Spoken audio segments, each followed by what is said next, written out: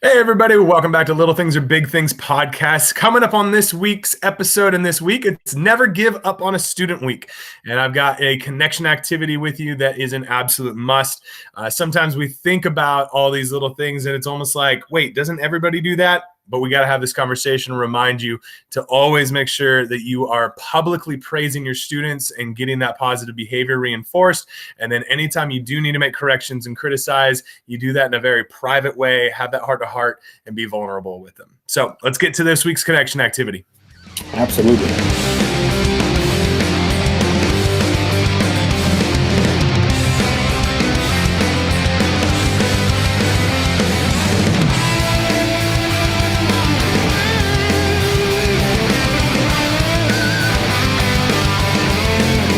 All right, so this week's connection activity, I'm going to call it the hallway conversation.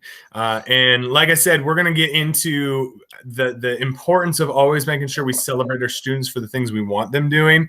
And I think we know this. We've heard this in PDs before. Like, we know that you're supposed to always reinforce positive behavior, right? And so when you catch them doing good, right, like make sure you reward that with public praise, with points, with disco ball lights, like whatever your phrase is, that's like, yes, that's what we want. And then, inevitably something's going to happen, whether it was at the middle school level and I had kids that just had their hormones go bonkers and they like shoved another kid over a desk, or it's my high school kids that drop an F-bomb randomly because they're having a conversation with their headphones on and don't realize they're actually yelling. So, got to have that conversation, be like, yo, like, John, hallway, please, or, Sarah, like, hallway, please, let's go have a conversation. The other times that sometimes maybe this happens is you see somebody who's consistently missing work, or they're so far behind, or they've started to give up on themselves. And maybe I haven't caught it early enough. And so it starts to show up in behavior patterns in my classroom. And so that can be a good time for me not to have that conversation in front of other students, but like, hey, can you head in the hallway real quick? I just want to have a quick conversation with you. And so for me, the first part of this connection activity is being very aware of the classroom and how they almost react to the situation, so that it's not an embarrassing moment ever. Like, that's like, if it's an embarrassing removal from the classroom, no matter what conversation I have in the hall, it's not going to be effective. And I think one of the reasons I was so glad that you decided to talk about this, right? Because we talked about, like, is this too much? Is this too obvious for us to talk about? But it's also so important, because the other thing that can happen, right, is if that conversation is happening in front of the rest of the class, it's a much different conversation than the one that happens in the hallway, right? Because the student is feeling defensive and you're feeling like you have to be in control, and there's all these different emotional factors that come into it. So I just think, I would hope that most people are doing the things that you're talking about, and it's just a good reminder that this is how these things need to happen in private. Well, and I will say that when I even like reflect on my first year, I do remember the power struggle and feeling like I had to, like, oh my gosh, like you can't flex on me. Like, I'm the teacher. And it's like, no, you're a 14-year-old child and you don't care if you try to like embarrass me in front of everybody else. And so like my ego's hurt, and then there's this awkward vibe, and like, and it took like weeks to repair that, and like go back and remind the kid, like, hey, I'm sorry. And we'll talk about this later too, right? The power of I'm sorry, of not giving up on a kid. But like, that was way more difficult than being very conscious of having that conversation quietly, having a very safe and appropriate removal from class for a brief moment to go have a heart-to-heart conversation. So for me, step one, super important, is making sure that if there's a behavior, a language issue, an effort issue, whatever it is that needs to be corrected, I'm like, hey, hallway, please, and it's not a big deal.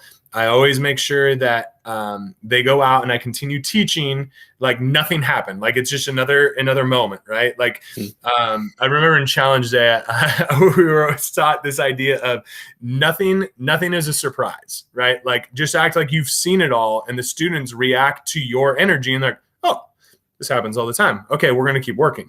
Like no joke. I had a seizure, grand mal seizure in the middle of one of our like heightened parts of challenge day. We're trying to get everybody really excited about being empowered and going and creating change. Kid like shakes, hits the floor, like best friends are diving on the floor. And we're like trying to make sure that everything's taken care of medically, and then continue as if, all right, everybody pick up your chairs and move, and like this whole thing happens, like, yeah, no big deal. Like, it happens. Let's just continue our day, and make sure everything's taken care of. But I think that was a very good experience for me coming back into the classroom these last 2 years of being like, no, whatever chaos happened that required a hallway, please just, they went to the hall. I'm going to keep my class going, get them set up on something. All right, please work on this, this, and this. I'll be right back. And then I go out in the hall. Door shut. It's a very quiet, very calm conversation with the student.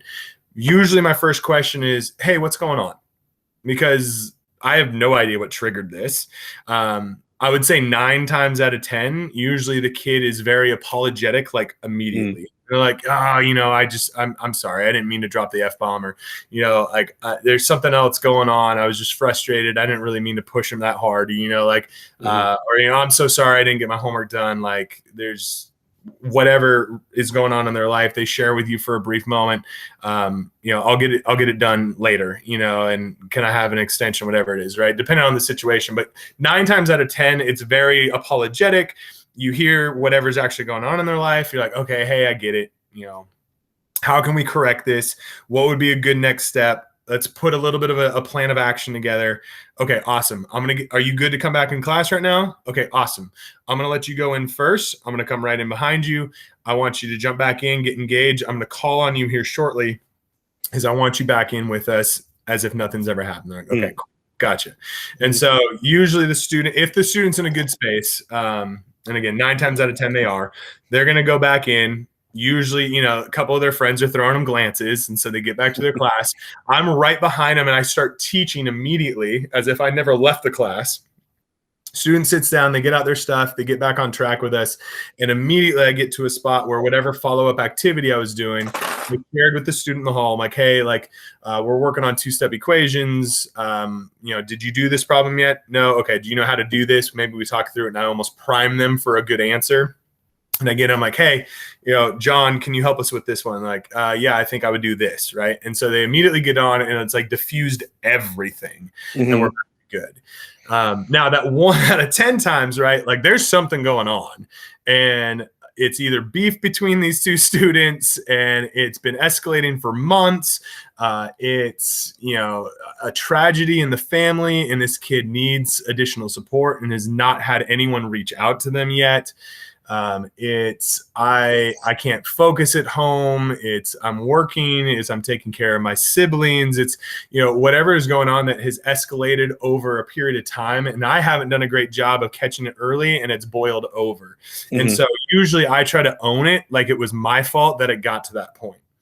For me, I think it's part of my personality. I've been doing a lot of research on personality types and Enneagrams and, Myers-Briggs, all that stuff. And I'm like, oh yeah, my personality is to avoid pain at all costs. So that's my tendency. And so I think that plays into that decision. So I'm not saying that's the only way to do it, but for my personality, I usually take 100% ownership of I'm so sorry. I didn't even know that was going on. I should have caught that earlier. Okay. Now that we know what's going on, how can I best support you in this moment? Okay, let's have that conversation. Let's have heart to heart. Let's have vulnerability. If it's something I can relate to, I try to share my experience and how I've overcome it, how I've survived it, how I've gotten through it. If it's something I can't relate to, I'm like, I can't even imagine what you're going through. Do you have someone that you can talk to about it?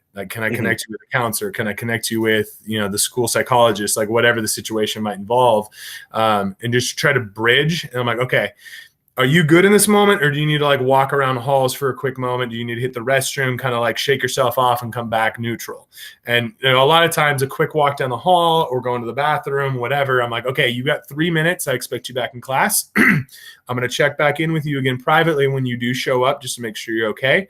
And we're going to get back to work. And so usually at that point, I'll come right back in the classroom. I'll start teaching immediately as if nothing ever happened. Students usually are looking around like, where are they? And I don't, I'm like, they're good. And I keep going. And then, 3, 4, 5 minutes later, whatever, they'll show back up.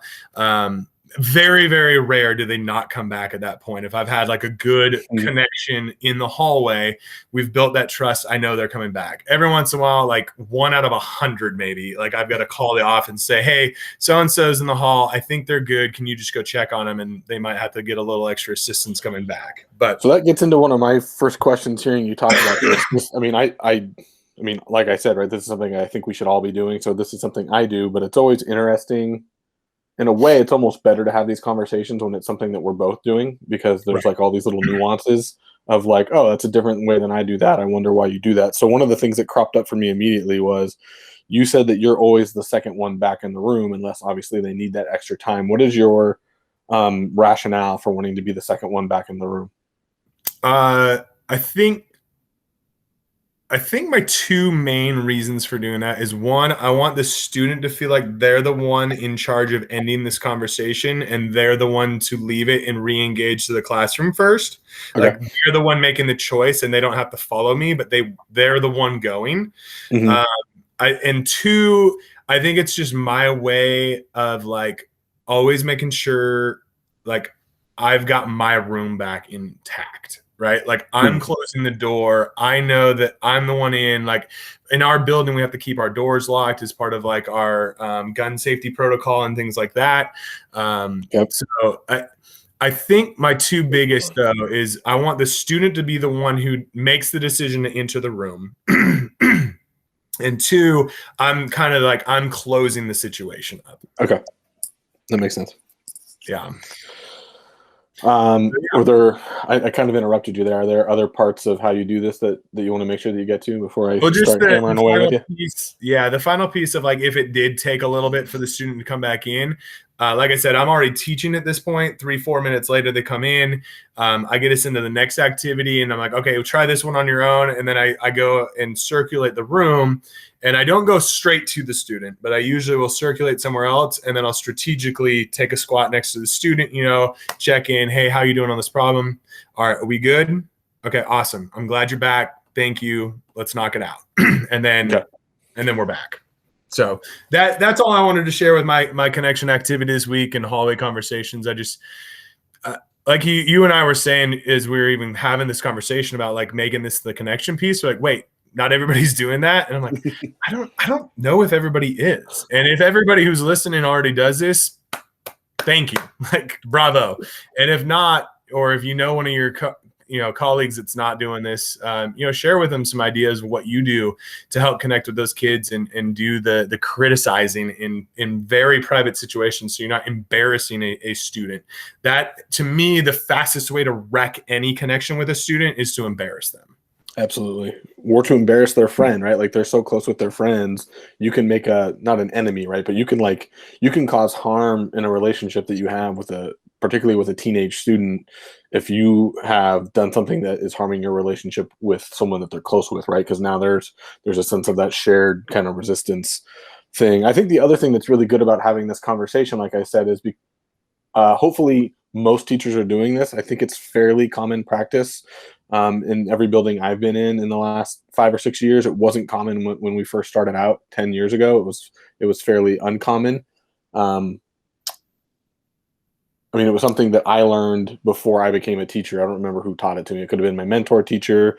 I don't think it was something that they actively taught us at the UW, but it just made sense to me immediately. So it's how I've always done things. And I know it's become more popular, but even within that, right, like sharing ideas on how to be successful with it and make it better is still a valuable thing. So one of my questions for you, this is one of the things I always struggle with.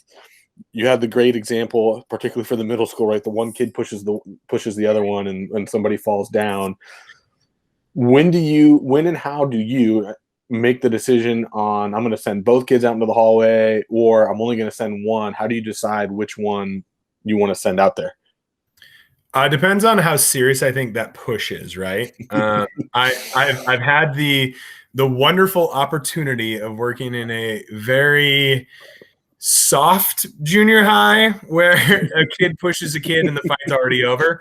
And I've also had the opportunity to be in a school where the kids weren't allowed to have passing periods altogether because there were too many real hardcore fights. Yeah. And so I've had situations where it was like legit, like going for blood type fights. And I will pick one that is more I already have the connection with, and I get them out because I know they'll listen to me, I know they'll respect me, and I know eventually I'll be able to repair that. And then Smart. I can keep this student here in the classroom and get additional support while my students are calling the principal or security, whoever needs it, if it's escalated to that point. And so usually I use my current standing with a student as my guide of, okay, I trust you, get out of my classroom, I'll deal with you. So, that's really smart. So that leads me to one of my other questions for you, and this is one that I go back and forth on the right way to do this. What's your timing for going out there, right? Like you've said, like, hey, hallway, please. Are you out the door immediately? Are you waiting until there's a natural break in the lesson where you don't need to be kind of on stage at that moment?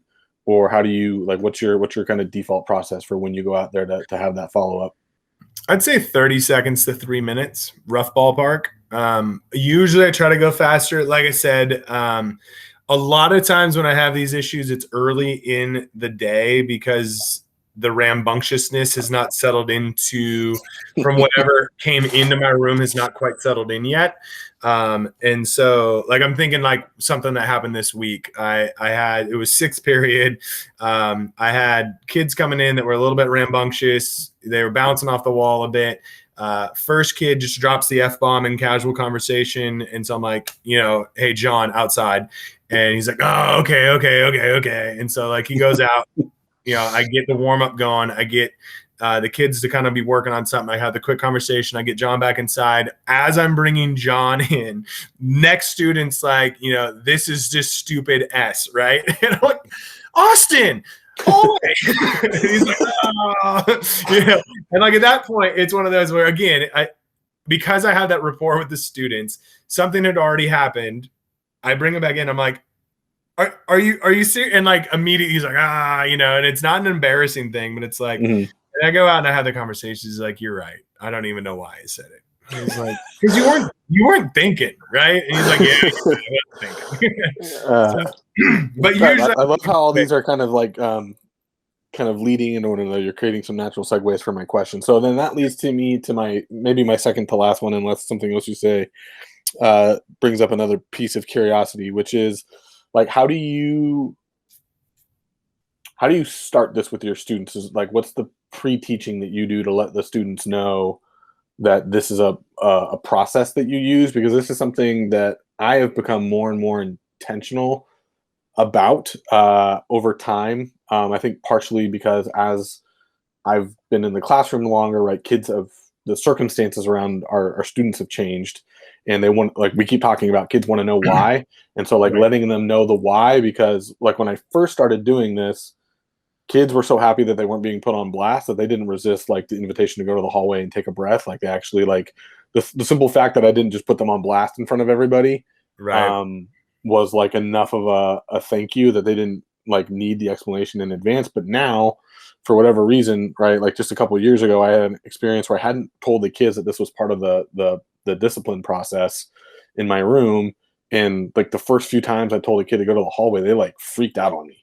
And I was like, what is going on here? And so I've slowly over time, like this is one of my, not day one, but like in the first week of school, we're going to talk about this process and why I do it this way and what it looks like to kind of normalize it for everybody. Right. And what that's led to that I really like is we've kind of come up with at my school the last 2 years, like I don't even have to say, go to the hallway, please. I just have like this look, which, over time I developed with students anyways. Like I would just kind of look at them and be like, kind of like, are you serious face? And I would like just get up and leave without me saying anything. Just like, what are you doing? And there was like a little open arm and kind of look at them just like, you can't be serious. And kids would pick up on that. But now like it's to the point where for sure last year, I remember like with my ninth graders, we talked about like part of our classroom agreements was like they came up for me. It's almost like, for a no huddle offense, right? What are the signals that we're going to use? Like the kids were like, we want there to be a nonverbal signal that you're going to give us to let us know that you need us to to go take a break. And Right. so we just came up with, and it was different. Like in one class, it was like the hang loose signal. We just kind of look at a kid and just go like that, and they would go out. So I'm wondering Yeah. what your process has been or how it's evolved. Most of the time, my classroom management starts with the conversation of this is our classroom. And actually, as soon as I said it, I was like, crap, I got to correct myself. So I'm going to use this as a moment to correct myself earlier. I was like, get out of my class. I try not to say that because it goes back into that like power struggle issue. Yeah, right? absolutely. And so I do try to make sure I have those conversations with the students of like, this is our classroom. Like we need to respect each other's learning opportunities, these kinds of things.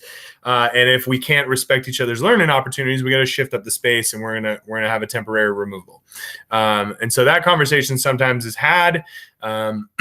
Usually the first time I actually remove somebody, there is a little bit of a like, oh, he actually did it, and then, from there on out, it's normal. But yeah. And the other one I was going to share too, this is more at the high school level, and people might give me a bad time for this, but I always tell my students that my classroom is a PG-13 classroom, which means you can drop the F-bomb once. And I remember this from the old John Travolta movie, Be Cool. It was like the movie like about making a movie, and he was like pissed off about all the different like ratings and like how it goes from like PG-13 to R. He's like, you can only say like certain words like blah blah blah. He's like, the F word you can only drop once. So this is effed up, right? And he just drops it right there in a PG-13 movie, very obviously like calling it out. I thought it was hilarious. For whatever reason, it stuck with me, right? And so I share that with my students. And so honestly, the first time an F-bomb gets dropped in my class, usually every student looks to me to see what's going to happen, right? And so I look right back at the student who said it, and he's waiting, or she sometimes is waiting to see, like, what am I going to do about it? And I look right at him. I was like, you're lucky. This is a PG-13 classroom. You get to drop the F-bomb once. Happens again. Wait a second. Is that once per student, or is it once for the class? Once for the class. And so if somebody in my class drops it, anybody else who says it from that point forward, you're going out. And it resets daily. I tell them it resets daily because who knows what's going to happen, right? That's so okay. I mean, I've got a lot of flexibility. Not every teacher is going to be okay with that. It's part of my connection with the kids. I don't drop the F-bomb, but I get that it's going to happen every once in a while. And when it does, I'm like, that was our one. Focus. That's a really great metaphor. Another one that I've heard is like, I think it was my mentor teacher used to talk about like, $100 word, like, like these words are meant to connote like passion and emotion. So let's use them thoughtfully, right? Like if you're really angry, like an F-bomb is appropriate, but if you're just annoyed that your hand slipped off the page when you were trying to draw something, like let's maybe say, dang it, instead of dropping the F-bomb. Right.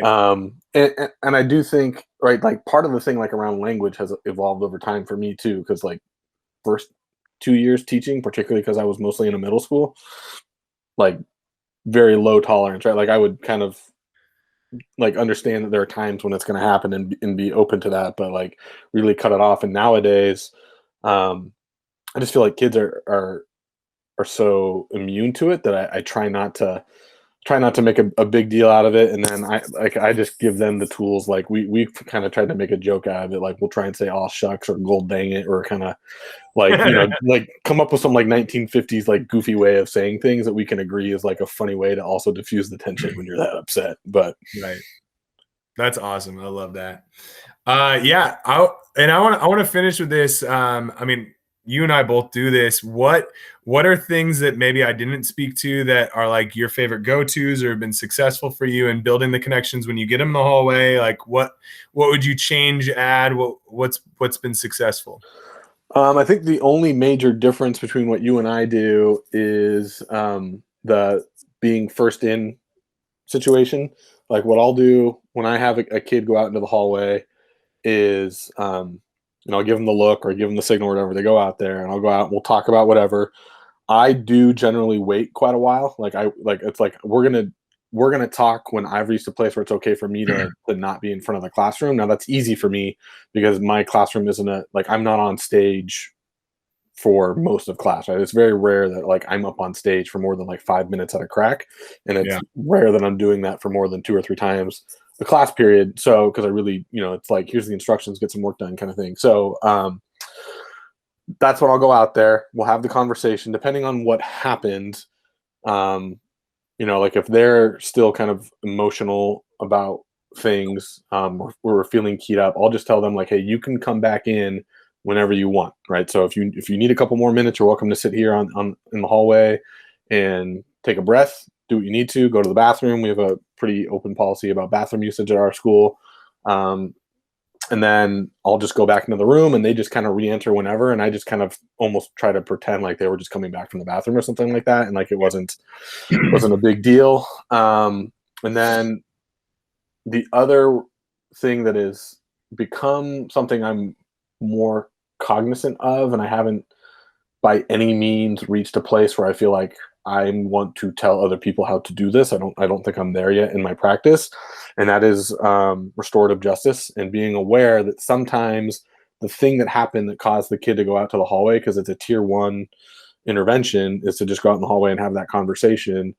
Sometimes what was said was something, we're done, is something that the whole class needs to have like a conversation about, so that we can move forward together, right? Because it's important to remember that yes, it is our class, so it's not just me trying to regain control of the space, but it's also trying to be cognizant of the fact that like maybe what that kid said had a negative impact on this student, or on a group of students, based on maybe it was a form of like hate speech that wasn't even intentional, or sometimes is intentional, unfortunately, right? And there has to be a different follow-up to that involves sometimes the whole class. And so I'm still learning how to do that, but that's an addition to this practice that I'm working on, is like sometimes letting the kid know in the hallway, like, hey, we're good for now, but I'm going to let you know at some point we're going to have to do a restorative justice circle, where you're going to have to do an apology. Like, we're done for now, but we are going to have to revisit this because like there was harm created. Like, you can't say that and expect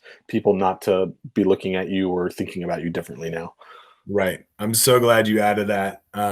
Yeah. And that also reminds me, cause you asked like, when do I get students, who do I choose to go out in the hall? And there are moments where I'll end up eventually being able to get both in the hall to have a quick, conversation between them to actually like heal space if it needs to happen. So, but yeah, even on like the whole class side, I love that. So awesome, man. Well, I appreciate you adding that. And, thanks everybody for joining us for our connection activity. Make sure you're celebrating your kids, getting that positive behavior, and when needed, go have those private conversations.